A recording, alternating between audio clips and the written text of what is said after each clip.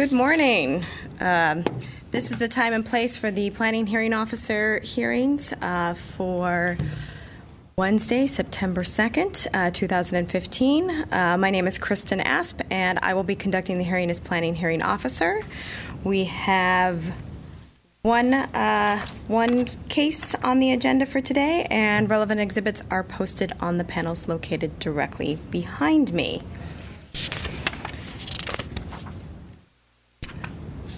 Why am I missing a case?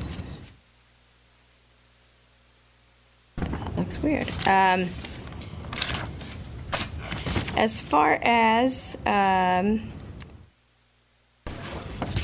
agenda, we have one conditional use permit case on the agenda. If findings presented in the application and at the hearing meets the criteria, the planning hearing officer can either approve or impose conditions for approval on the case in question. If the findings of fact are not evident, then the request will be denied. Public notice. Notification of this hearing was accomplished by the use of public notices, which were mailed to property owners and occupants located within 500 feet of the subject property, physically posted on the site in question, and placed in the local newspaper, as well as on the city's website. The hearing will proceed as follows. I will read the description of the application or request. I'll read any relevant comments received from other city departments or other letters of communications from interested parties. I will ask the case planner to make a brief overview of the case, give analysis, and make a recommendation. The applicant will then be asked to come forward stating both name and address and be asked to present the case within a 15-minute time limit. Others in support of or in opposition to the application and interested parties will be asked to come forward to speak, again, stating clearly both name and address, and they will have a 3-minute time limit. Lastly, the applicant will be given the opportunity to make any closing comments and, if desired, in response to testimonies given by preceding speakers within a 5-minute time limit. The hearing will then be closed and taken under submission. As far as a decision, after the hearing, the decision will be prepared in writing and will be in the form of a letter sent to the applicant and all persons who responded to the public notice, either by speaking at the hearing or by submitting written responses and provided their name and mailing address. The date of the decision will be the date appearing on the letter, not necessarily the date of this hearing. As far as appeals go, under the appeal procedure of Title 30, Chapter 30.62 of the Glendale Municipal Code, the decision may be appealed to the Planning Commission within 15 days, again, of the decision date on the letter, and the notice of appeal shall be filed with the Building and Safety Division, which is located on this floor in room 101 of the Municipal Services Building. Speaker cards. Notice I have some. If you wish to speak, please write your name and address on one of the speaker forms and provide it to planning staff. Would also like to inform everyone that the official proceedings of the planning hearing officer's hearings are recorded as on tape as part of the public record. Okay. So, on the agenda for today, we have 120 East Dryden Street. It's a conditional use permit case 1513049. The description is an application for a conditional use permit to allow a new daycare center in conjunction with existing church facilities in the R1250 high-density residential zone at 120 East Dryden, described as Tract 870, Lot 7. Conditional use permit is required for daycare centers in the multifamily zone when operated in a church. I will ask now the case planner to briefly go over the case, and then we will go from there. Okay, thank you, Officer Asp. St. Mark's Episcopal Church has occupied the property at the southeast corner of Brand Boulevard and Dryden Street for over 60 years. The church acquired the property at 120 East Dryden with the intention of expanding and refurbishing its off-street parking and converting the existing residents for church services. In 1991, the church obtained a standards and setback variance to permit the installation of parking spaces with required landscaping in the front setback area.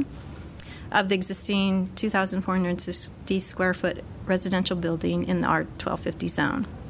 In addition, a conditional use permit was approved to allow the residents to be used as part of the existing church for offices, storage, and meeting areas. There is an existing church-operated preschool on the adjacent lot. It has been in operation since 1989 and shares the rear yard of the property at 120 East Dryden. The preschool will continue to use the rear yard for the preschool children. This preschool capacity is for 78 children and operates Monday through Friday, 7 a.m. to 6 p.m. The applicant is proposing to demolish the existing 2,640 square foot building at 120 East Dryden and replace it with a 3,620 square foot building in approximately same location, keeping the existing parking and rear yard. The first floor of the new building will include rooms for infant and toddler care and 2 offices. The second floor will include a multi-purpose room, the director's office, and a residence to use for short-term use only. The new building is to accommodate 8 infants and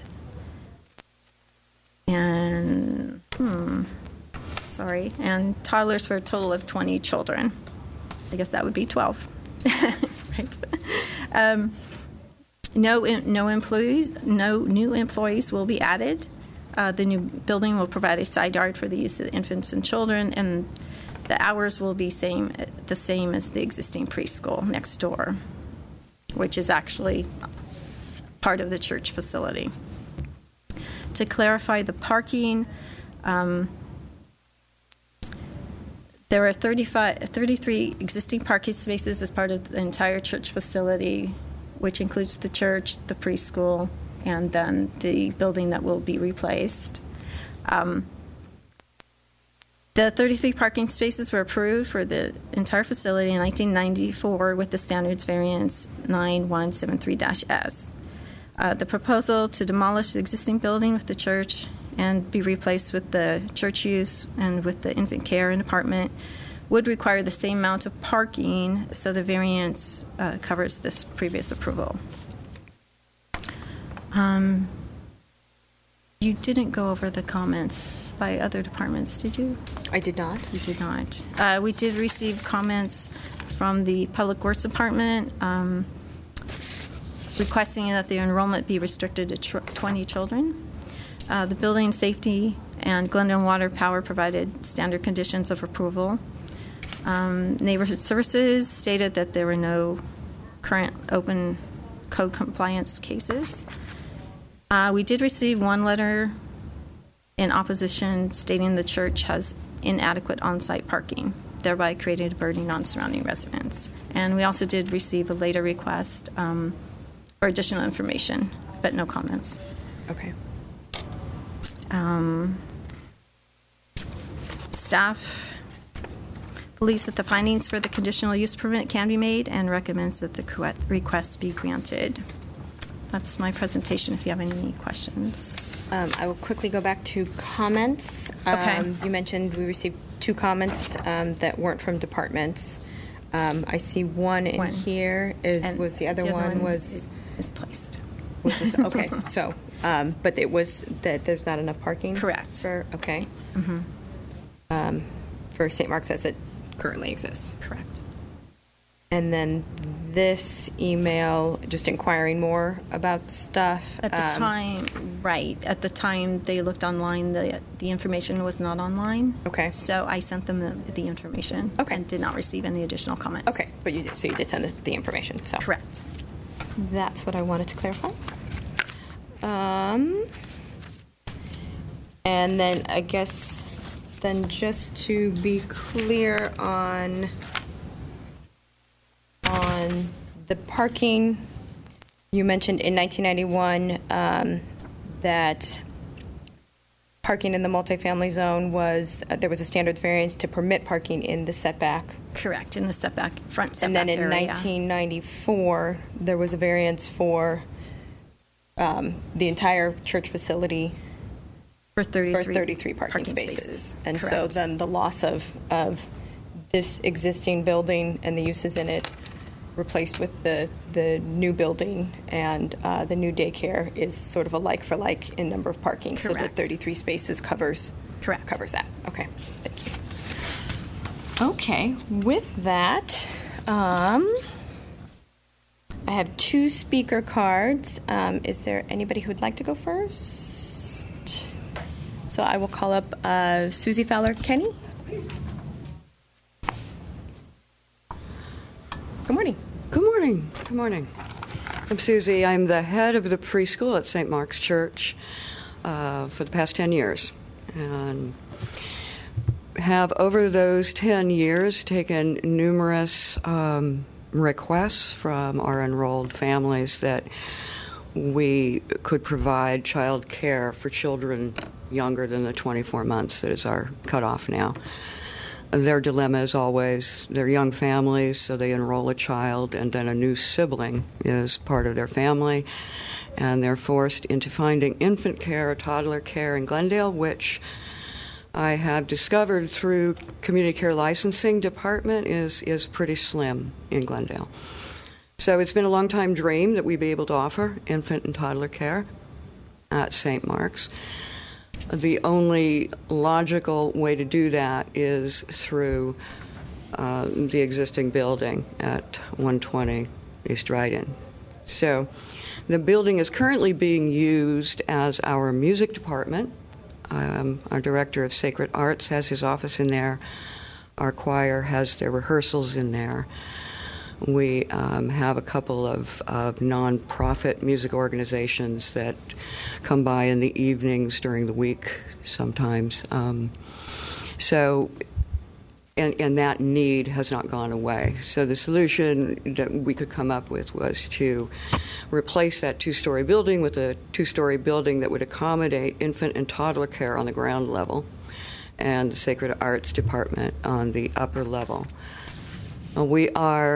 I know that there was a question about size, numbers of enrollments in this center, and we are limited by square footage to how many children we can accommodate. We are also limited by community care licensing as to group size, so you can't have more than 12 toddlers in any group. So we would not be able to expand beyond the 20 that is proposed at all. So the 20 is your maximum. That's the maximum. Anticipate in for perpetuity. quite some time. Right. And we are also prohibited from having young children on a second story, so we can't expand upwards or anything. This is the maximum we can do. And what, just for clarification, what age becomes toddlers versus infants? Toddlers are, through community care licensing, defined as 18 months to 30 months. And infants, anywhere from 6 weeks on. We are proposing 4 months, since that is becoming a kind of standard parent leave after the birth of a child. So 4 months through 30 months would be in this infant care center. Okay. And then upstairs is to replace the music. It would be the Sacred Arts Department, which is what's currently housed. What's currently there, so they're being accommodated just upstairs. Right. Now. Right. And then I know Ms. Roddy mentioned there's some living quarters that are also proposed as part of that. A little studio apartment that's part of the plan. Could you describe that a little bit? Yeah. Every now and then it's desirable through the church that we be able to bring somebody out from much further away than we are to do preaching series or teaching series, that sort of thing. And so it would be lovely to be able to provide them, 2 days in a nice, safe, lovely place. So that's the primary purpose of that. It can also serve as additional meeting space in the evenings. Okay. Do you see that associated with because it's on the second floor, Mm-hmm. do you see that associated, again, with the music activities that will occur there? Yeah. Okay. Yeah, which take place during the evenings, not really Okay. day. Hours of operation are Monday through Friday. Monday through Friday, 7 a.m. to 6 p.m. Okay. Is there do you envision ever a time that on the weekends, when there are church services going on, can people drop off their kids? Do you No, see that? No. Okay. No. And I noticed in the staff report it mentioned that no additional staff are needed for this. Yeah, we presently have 16 teachers at the school. Only 3 are full-time. So what we are able to do is, to the delight of the others, is increase their hours. Okay. And then we can staff the infant toddler center without increasing the actual number of staff. With your existing employees. Mm-hmm. Okay. And you currently have no daycare operations in your existing church facility. This is a whole new branch for you. It's just an expansion on our existing program. We run a preschool for children aged 24 months to 5 years. And this is just another layer. This allows us to add on to that program to accommodate younger children. Okay.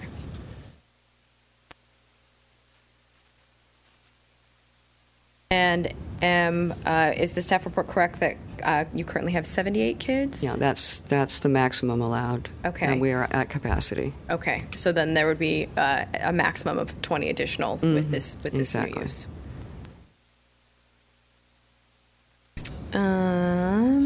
Okay. I think those are most of my questions for now. Is there anything else that you want to add? Can't think of what. Okay. I'll let you know. Okay. So it enters my brain. I may have more questions, but I have the next speaker card is Robert Kerr. So my name is Robert Kerr. I'm the architect on the project, and basically I just filled out the card in case you had any specific questions about the building itself, its location, those sorts of things, in addition to the services. So I think I have a little bit of idea about the services, so if you could just sort of walk me through the proposal and what you guys thought of briefly, that would be great. Okay. Just in terms of organization and layout and that sort of thing, or anything you'd like to highlight? Well, you know, when we first approached the project, what we wanted to make sure, we looked at two different things. One is specifically the limitations of the site, the individual parcel, and then we also wanted to consider how this new facility would fit into the overall sort of planning of the entire school, because there was a need to kind of reorganize a little bit and kind of rethink the way that that the school functions and it works generally as a planning kind of exercise. So at a sort of macro master planning kind of level, the one thing that we wanted to do was to create a better identity for where kids could be dropped off and picked up by their parents, and also in a more secure way. So, and that's part of the reason why the building is sort of oriented with most of the meeting rooms and offices towards the church. We anticipate that the entry there into the property between the two buildings that you see on the drawing on the upper left there would become sort of the main drop-off entry point for the school. And what that allows is it also allows us to sort of move any of the kind of activity, most of the activity for the property, away from the neighboring apartment building that's, I guess, to the east. Is that to the east? So that's how we wanted to start, kind of at a master planning level. And then in terms of the building itself, sort of like what Susie just mentioned, we had a need or a mandate that the classroom buildings had to be on the first floor. So we had to place those there, and then we also wanted to put the director's office and some other faculty offices on that first floor as well, so that they could have a better way of observing kids outside or inside and the entire kind of campus, basically.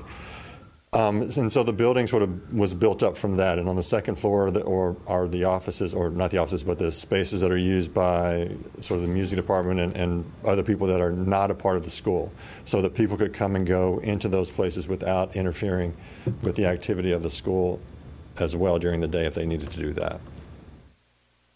And then everything else about the building design is really oriented so that it kind of turns and responds to things that are on the site,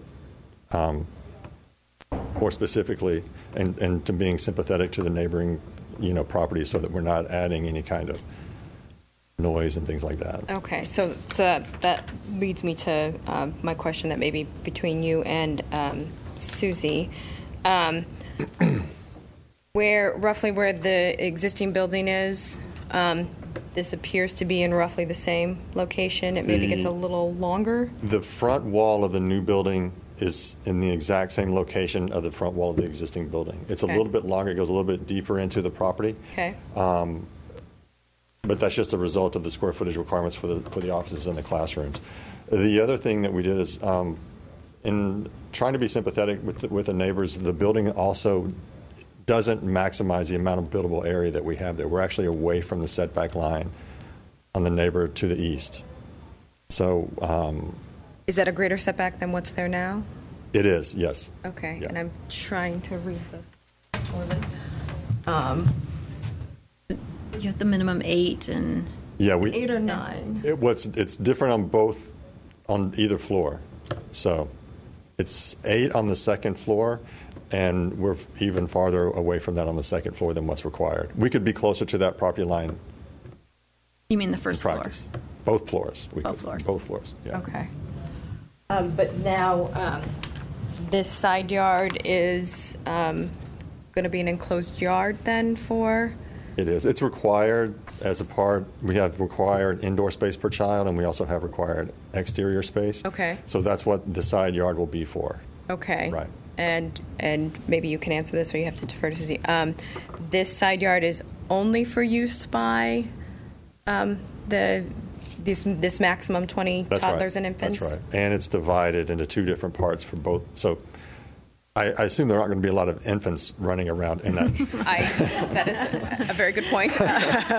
But we have to provide the square footage outside for them anyway, so that's what it is. But that's completely contained? Yes, on it has the to be side completely yard. contained and secure. So And those are separate from the preschoolers? That's right, yes. Of the existing preschoolers you have? Yes. But in the back of the existing building and this new building is part of the playground for the existing preschool? It's existing preschool playground now, and it will continue to be that. So there's no change There's no there? change, yeah. Okay. Any new wall? I mean, other than maybe just dividing wall, there is a block wall between this property and then to the multifamily property to the east? That's right. Okay.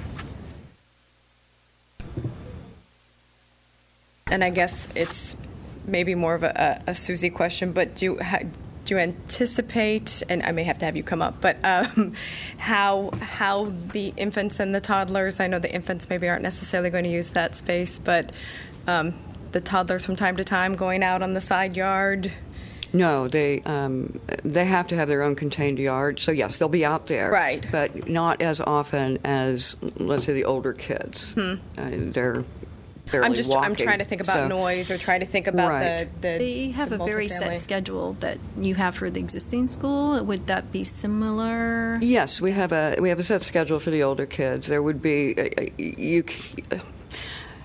with infant and toddlers, it's more of a response issue. So they might go out for 10 minutes and come back in, Okay. but it's not like 45 minutes on the yard. They're too little for that. They're barely walking, and infants aren't even crawling yet. So Okay. So yeah. So that's why I'm trying to figure out Right. how it's going to be activated and maybe how much, and just Right. It's being, I know that there's a driveway on the other side of that wall that services that multifamily property. But so there is, again, some additional distance, but Right.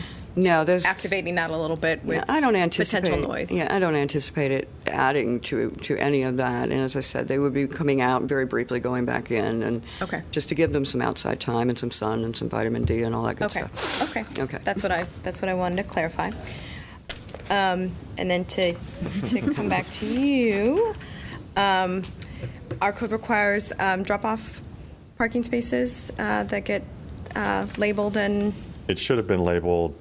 If it wasn't labeled on there, I think we had a note on there that it would be accommodated for. Because Okay, I guess so this leads to a bigger question as part of this. I don't see that on the plans that I have, so I was wondering if I conditioned that provided an updated site plan that showed more comprehensively what's going on Okay. on the whole campus with Okay. the 33 parking spaces Sure. and show where those are going to be marked, Okay. you'd be open to that Yes, as a condition? yes, absolutely. Yeah, I honestly, maybe we submitted that before we realized that that should have been a condition that we put on there, but we just, we knew it was coming. So. Okay. Okay, but you've anticipated where you think those 3 drop-off Right, spaces yes, are going to be yes. and Yes. how that will work? Yeah. Okay. And that's part of what I was saying before about how we're rethinking the entry into the campus and Mm-hmm. all of that kind of thing. So yeah. So that Awesome. mirrors some of that. Okay. Have you guys read the conditions, the recommended conditions of approval, and Yes. you would be open and agreeable to that? Yes. Okay. Let's see if I had any more notes.